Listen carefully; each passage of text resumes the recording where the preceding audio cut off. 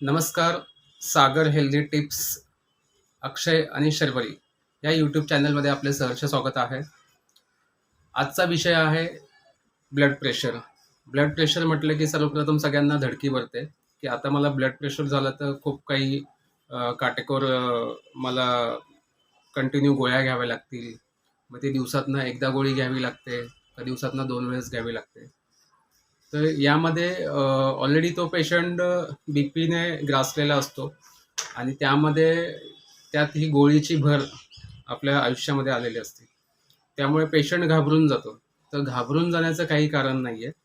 Emergency precautions म्हणून सुरुवातीला तुम्हाला ब्लड प्रेशरच्या गोळ्या सुरू करायला लागतात आणि थोड्या दिवसांनी तुमचं लाईफस्टाईल चेंज करून तुम्ही तुमचा ब्लड प्रेशर कंट्रोल करू शकता. आता लाईफस्टाईल चेंज करायचं म्हणजे नेमकं काय करायचं? सर्वात प्रथम आपल्या आहारामध्ये आपण बदल करायला हवं. आपल्या आहारामध्ये चपातीच्या ऐवजी ज्वारीची भाकरी असायला हवी. रोजच्या आहारामध्ये सलाड हे जास्त प्रमाणात असायला हवं. त्याचसोबत पॅकिंग फूड म्हणजे पॅकेजिंग फूड जे आहे याचं प्रमाण पूर्णपणे बंद झालं पाहिजे. मैद्याचे पदार्थ बंद झाले पाहिजे.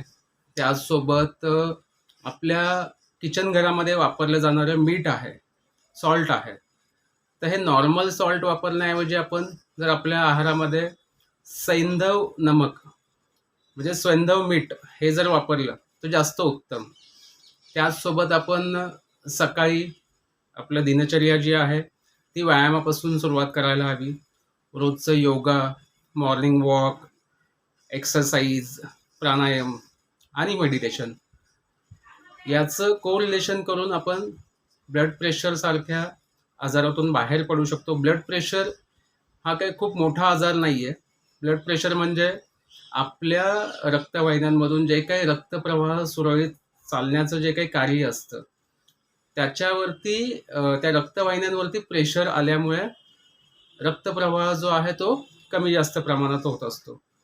मग एखाद्याला ब्लड प्रेशर म्हणजे उच्च रक्तदाब किंवा लो ब्लड प्रेशर असा आजार होऊ शकतात. मग उच्च रक्तदाबामध्ये गोळी सुरू झाली की लोक घाबरतात की आता आयुष्यभर मला ही गोळी घ्यावी लागेल का? तर गोळी सुरुवातीला तुम्ही घेतली नाही घेतली काही फरक पडत नाही. त्यापेक्षा तुम्ही तुमचं लाईफस्टाईल चेंज करा, आहारात बदल करा, नित्यनियमित व्यायाम करू शकता. ह्या सगळ्या गोष्टीचं तुम्ही कोरिलेशन करून तुम्ही ब्लड प्रेशरसारख्या आजारातून बाहेर पडू शकता. सगळ्यांना मी विनंती करेन की जास्तीत जास्त एक 7 ते 8 तास झोप घेणं महत्त्वाचं आहे. जर तुम्ही रात्री 11 वाजता जर झोपत असाल तर साधारणतः तुमचं 7:30-8 वाजता जेवण होणं गरजेचं आहे. हा व्हिडिओ थोडासा मोठा होऊ शकतो कारण विषय पण तसा थोडा गंभीर आहे. घाबरून जाण्याचं काही कारण नाही आहे. सकाळी व्यायामापासून सुरुवात करा, प्राणायाम करा, मॉर्निंग वॉक करा, योगा करा, सूर्यनमस्कार करा, आहारात आपल्या बदल करा. तुम्हाला जर ब्लड प्रेशरसारख्या आजारातून बाहेर यायचं असेल तर नॅचरली हाच एक उत्तम पर्याय आहे जे तुम्हाला ब्लड प्रेशरसारख्या भयंकर आजारातून बाहेर काढू शकतो. अजिबात घाबरून जायचे कारण नाही आहे.